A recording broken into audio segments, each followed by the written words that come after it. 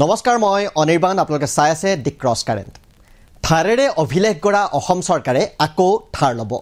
আগন্তুক বিত্তীয় বৰ্ষৰ বাজেটত স্পষ্ট হৈছে এই কথা। নিৰ্বাচনমুখী অভিলেখী আঁচনিৰে সোমবাৰে অসম বিধানসভাত বিত্তমন্ত্ৰী অজন্তা নেওগে দাখিল কৰিলে 2025-2026 বৰ্ষৰ অসম বাজেট। 620.27 কোটি টকা ঘাটিৰে দাখিল হ'ল এই বাজেট। এই বাজেটে পুনৰ প্ৰশস্ত কৰিলে অসম চৰকাৰৰ আকৌ ঋণ লোৱাৰ পথ। এয়া আছিল মুখ্যমন্ত্ৰী ডক্টৰ হিমন্ত বিশ্ব শৰ্মা নেতৃত্বাধীন চৰকাৰৰ অন্তিমখন পূৰ্ণাংগ বাজেট। এই বাজেটত আগন্তুক বিত্তীয় বৰ্ষৰ ব্যয়ৰ বাবে নিৰ্ধাৰণ কৰা হ'ল মুঠ 1,55,428.75 কোটি টকা। অসম চৰকাৰৰ বিভিন্ন বিভাগ, বিভিন্ন উন্নয়নমূলক আঁচনিৰ পৰা আৰম্ভ কৰি লাখ লাখ হিতাধিকাৰীক লাভান্বিত কৰাৰ উদ্দেশ্যে এই বাজেটত ধাৰ্য কৰা হৈছে এই বৃহৎ পৰিমাণৰ ধন। কিন্তু প্ৰশ্ন হৈছে, এই বৃহৎ পৰিমাণৰ ধন ক'ৰ পৰা কেনেকৈ আহিব? অসমৰ বাৰু কৰ আৰু উৎপাদন খণ্ডৰ পৰা ইমানখিনি ৰাজহ সংগ্ৰহ হয়নে? এই প্ৰশ্নৰ উত্তৰ দাখিল হোৱা বাজেটখনতে পোৱা গৈছে। এই বৃহৎ পৰিমাণৰ ধনৰ এক বুজন অংশৰ বাবে চৰকাৰ নিৰ্ভৰশীল হ'ব লাগিব ঋণৰ ওপৰত। অৰ্থাৎ আকৌ বৃদ্ধি পাব অসম চৰকাৰৰ ঋণৰ বোজা। আগন্তুক বিত্তীয় বৰ্ষৰ বাবে ধাৰ্য হোৱা মুঠ টকাৰ 23.28% আহিব ঋণৰ পৰা। অৰ্থাৎ চৰকাৰে খৰচ কৰিবলগীয়া মুঠ ধনৰ বাবে 36,185 কোটি টকা ধাৰ ল'ব লাগিব। ইয়াৰ উপৰিও বাজেটত নিৰ্ধাৰিত মুঠ ধনৰ 28.63% আহিব কেন্দ্ৰীয় কৰৰ অংশৰ পৰা। ইয়াৰ বিপৰীতে অসম চৰকাৰৰ নিজৰ ৰাজ্যিক কৰ আহিব 22.40% আৰু অনাকৰ ৰাজহ আহিব 5.35%।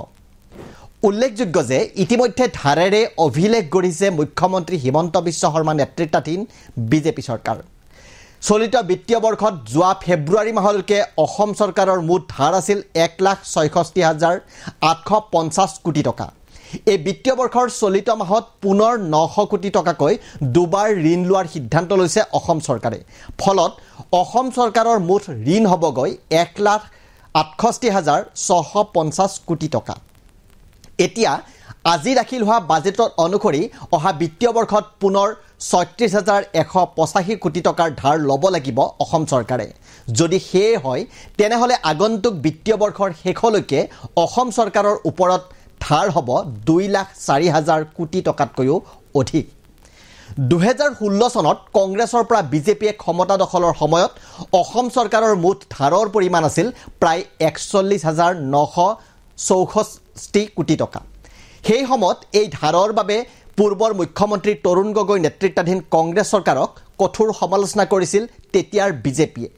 পৰৱৰ্তী সময়ত সৰ্বানন্দ সোণোৱালৰ কাৰ্যকালৰ অন্তিম সময়ত অসমৰ ধাৰৰ পৰিমাণ হৈছিলগৈ 89,709 কোটি টকা। কিন্তু ধাৰ লোৱাৰ সকলো অভিলেখ ভংগ কৰি হিমন্ত বিশ্ব শৰ্মা নেতৃত্বাধীন চৰকাৰে এতিয়ালৈ ধাৰ লৈছে প্ৰায় 78,000 কোটি টকা। কিন্তু এই ধাৰ লোৱা ধনৰ উৎপাদনমূলক কামত বিনিয়োগ কিমান হ'ল তাৰ উত্তৰ পোৱা নাযায়। প্ৰশ্ন হৈছে, এইদৰে ধাৰৰ ওপৰত ধাৰ লৈয়ে চলি থাকিব নেকি অসম চৰকাৰ? ধাৰৰ টকাৰে চলি থাকিব নেকি অসমৰ চৰকাৰী আঁচনিবোৰ?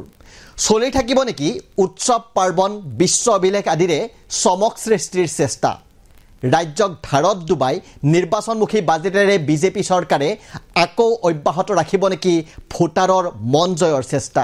সেয়া আজিৰ তাৰিখত ডাঙৰ প্ৰশ্ন। ধন্যবাদ।